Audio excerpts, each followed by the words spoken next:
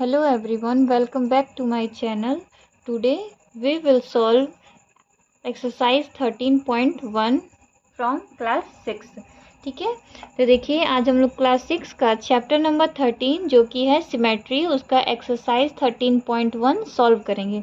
तो देखिए first question आपको क्या दिया है। फर्स्ट क्वेश्चन दिया है fill in the blanks, fill up करना है। तो फर्स्ट क्वेश्चन क्या दिया है, a rhombus has dash line of symmetry. इसमें पूछ रहा है कि जो रोम्बस होता है उसके कितने लाइन ऑफ सिमेट्री होते हैं। तो ठीक है, देखिए मैं आपको यहाँ पे फिगर बना के समझाती हूँ।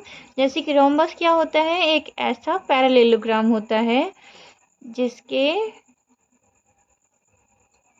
4 साइड्स जो होते हैं इक्वल होते हैं और ये जो अपोजिट साइड्स होते हैं वो एक दूसरे के पैरेलल होते हैं। ठीक है, अब ये देखिए पूछ रहा है रोम्बस है कितने line of symmetry. Line of symmetry का मतलब क्या होता है, जैसे कि मान लीजिए रोम्बस है, यहाँ से मैंने एक लाइन ड्रॉ कर दिया। तो लाइन ड्रॉ किया तो इसका मतलब क्या, ये जो रोम्बस है इसको जो है ये लाइन जो है 2 इक्वल पार्ट्स में डिवाइड कर रहा है। ओके, तो यहाँ पे जो है एक ये लाइन ऑफ सिमेट्री हो गई और एक जो है ये लाइन ऑफ सिमेट्री हो गई। ये इसको और इसको 2 इक्वल पार्ट्स में जो है डिवाइड कर रहा है। तो कितने लाइन ऑफ सिमेट्री हो गए, 1 एंड 2। तो यहाँ पे क्या हो जाएगा, ए rhombus has 2 line of symmetry. Okay, अब देखते हैं क्वेश्चन नंबर सेकंड। तो क्वेश्चन नंबर सेकंड क्या कह रहा है, an angle has a line of symmetry which is. देखिए कोई एंगल है, ये कोई एक एंगल है और यहाँ से एक लाइन ऑफ सिमेट्री हमने ड्रॉ कर दिया। मैं स्केल से नहीं बना रही हूँ, अगर स्केल से मैं बनाती तो ये आपको साफ साफ नजर आता कि ये 2 इक्वल पार्ट्स में जो है जो डिवाइड हो रहा है, तो थोड़ा मेज़रमेंट जो है थोड़ा सा अलग हो सकता है। तो मान लीजिए ये कि एंगल है कोई और इसको जो है लाइन ऑफ सिमेट्री इसको और इसको 2 इक्वल पार्ट्स में डिवाइड कर रही है। तो इसको हम लोग ये भी बोल सकते हैं कि ये जो लाइन ऑफ सिमेट्री है ये बाइसेक्टर ऑफ द एंगल है। बाइसेक्टर ऑफ द एंगल का मतलब क्या होता है, ये जो एंगल बन रहा है इसको 2 हिस्सों में बांट रहा है।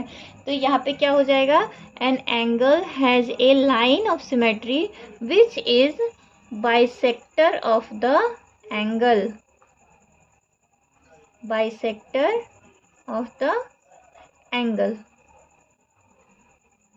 ओके, अब देखिए question number third. Question number third क्या है, the line of symmetry for an isosceles triangles is the। एक आइसोस्केलस ट्रायंगल है। आइसोस्केलस ट्रायंगल में क्या होता है, 2 साइड्स जो होते हैं इक्वल होते हैं। ओके, या तो ये दोनों साइड इक्वल होगा या फिर ये दोनों साइड इक्वल होगा, नहीं तो ये दोनों साइड इक्वल होगा। तो इसमें जो बोल रहा है कि लाइन ऑफ सिमेट्री है, समझ लीजिए ये लाइन ऑफ सिमेट्री है। ओके, आइसोस्केलस ट्रायंगल का ये जो लाइन ऑफ सिमेट्री है ये perpendicular bisector of the base भी है। ये क्या होता है, बेस होता है। जो भी अनइक्वल साइड होता है वो क्या होता है, आइसोस्केलस ट्रायंगल का बेस होता है। तो जब भी हम ये लाइन ऑफ सिमेट्री ड्रॉ करेंगे तो ये क्या हो गया, परपेंडिकुलर बाइसेक्टर होता है। परपेंडिकुलर क्यों होगा, क्योंकि यहाँ पे 90 डिग्री का एंगल बनता है। तो perpendicular bisector of the base. तो यहाँ क्या हो जाएगा, the line of symmetry for an isosceles triangle is the perpendicular bisector of the base। perpendicular bisector of the base। अब यहाँ देखिए, अब क्वेश्चन नंबर 4 क्या कह रहा है, a circle has dash dash of symmetry. अब ये पूछ रहा है कि सर्किल के पास कितने लाइंस ऑफ सिमेट्री होते हैं। तो आपने मान लीजिए एक सर्कल ड्रॉ कर दिया। अब यहाँ देखिए ये मान लीजिए कि सेंटर है। अब यहाँ से एक ये हो गया 2 इक्वल पार्ट्स में। यहाँ पे ऐसे भी तो हम कर सकते हैं ना, ये 2 इक्वल पार्ट्स में। यहाँ पे जब ऐसे करेंगे तो ये और ये और ये इक्वल पार्ट्स में डिवाइड होगा, तो सर्किल में इनफाइनाइट लाइंस ऑफ सिमेट्री होता है। तो यहाँ क्या भर देंगे हम, ए circle has infinite lines of symmetry. अब देखिए क्वेश्चन नंबर 5। क्वेश्चन नंबर 5 क्या दिया आप लोगों को, ए parallelogram has dash line of symmetry. Parallelogram में कोई भी लाइन ऑफ सिमेट्री नहीं होती है, तो यहाँ पे क्या भर देंगे हम, no. A parallelogram has no line of symmetry. Okay, अब यहाँ देखिए क्वेश्चन नंबर 6। क्वेश्चन नंबर 6 क्या कह रहा है, a line of symmetry is also called dash of symmetry और डैश लाइन। तो देखिए मैं आप लोग को बता दूं कि जो भी लाइन ऑफ सिमेट्री होता है उसको हम लोग बोलते हैं एक्सिस ऑफ सिमेट्री और मिरर लाइन। मिरर लाइन क्यों बोलते हैं, क्योंकि मान लीजिए देखिए यहाँ पे जैसे आइसोस्केलस ट्रायंगल है और यहाँ पे जब हमने बाइसेक्टर लाइन ये ड्रॉ किया है एक्सिस ऑफ सिमेट्री या फिर लाइन ऑफ सिमेट्री या फिर इसको बोलेंगे मिरर लाइन। मिरर लाइन क्यों बोलेंगे, क्योंकि जब भी ये लाइन जो हम ड्रॉ करते हैं तो जो भी इधर का जो पार्ट होता है वही पार्ट जो है इधर भी इमेज बनता है। ओके, 2 इक्वल पार्ट्स में ये डिवाइड होता है, इसलिए इसको हम मिरर लाइन भी बोलते हैं एंड एक्सिस ऑफ सिमेट्री भी बोलते हैं। तो यहाँ पे क्या भर देंगे, a line of symmetry is also called axis of symmetry और मिरर लाइन। Mirror line. ऐसे क्वेश्चन नंबर 1 हम लोगों का कंप्लीट होता है। अब देखते हैं एक्सरसाइज 13.1 का क्वेश्चन नंबर 2। तो क्वेश्चन नंबर 2 क्या दिया है आप लोगों को, state whether the following statements are true और फॉल्स। ये जितने भी स्टेटमेंट्स आपको दिए गए हैं आपको बताना है कि ये ट्रू है या फॉल्स है। ठीक है, तो देखिए सबसे पहले क्या दिया आप लोगों को, एन आइसोस्केलस ट्रायंगल ट्रायंगल नहीं, trapezium. An isosceles trapezium has 1 line of symmetry. An isosceles trapezium जो होता है उसके पास 1 लाइन ऑफ सिमेट्री ही होता है। तो यहाँ पे क्या हो जाएगा आपके पास, ट्रू।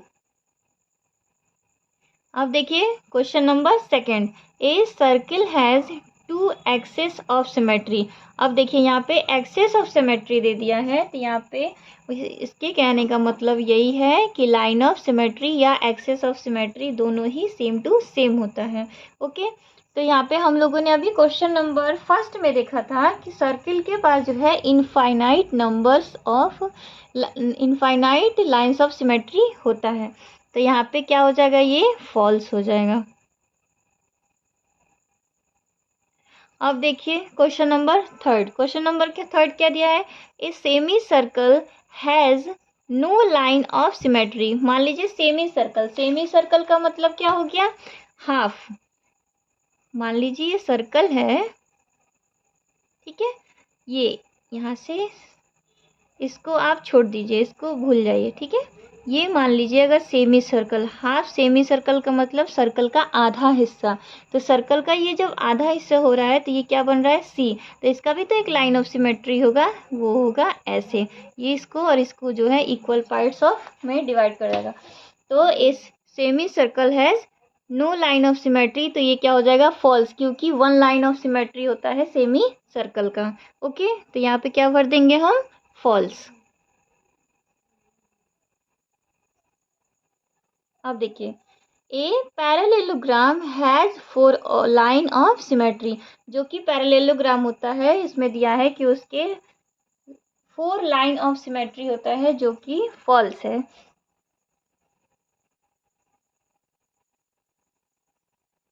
अब यहाँ देखिए आपको बोल रहा है कि ए triangle has 3 line of symmetry.